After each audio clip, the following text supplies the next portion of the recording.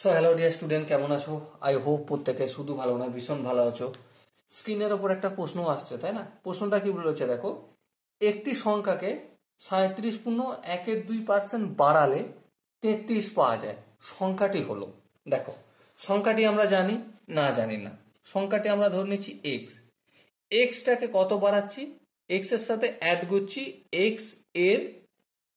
X এর কত percent? 33%, তাই তো নাকি? দেখো কোশ্চেনে বলেছে 37.37.12%।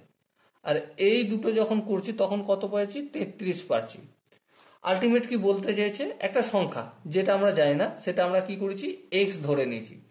এক্স এর সঙ্গে কত অ্যাড করছি, বাড়াচ্ছি কত? 37.12% বাড়াচ্ছি।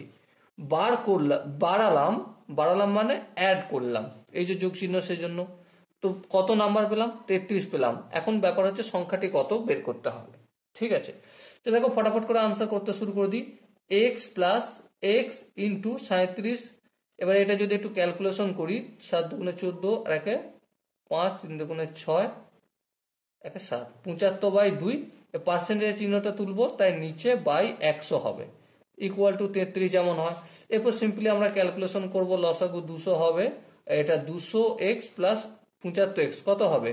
275x equal to 33। তাহলে x সমান কত?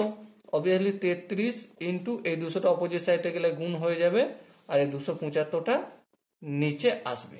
এবারে একটু ক্যালকুলেশন আমাদের তো করতেই হবে। দেখো এখানে আমি যদি 25 দিয়ে কাটি, 25 দিয়ে কাটলে 7 25 কত হয়?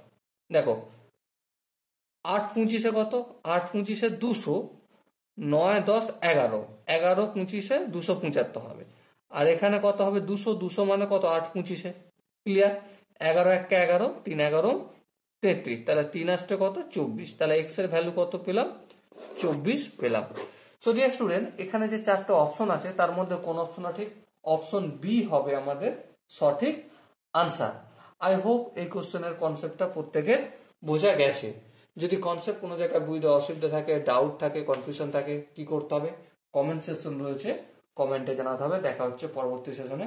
ততক্ষণ পর্যন্ত ভালো থেকো, সুস্থ থাকো এবং জয় হিন্দ।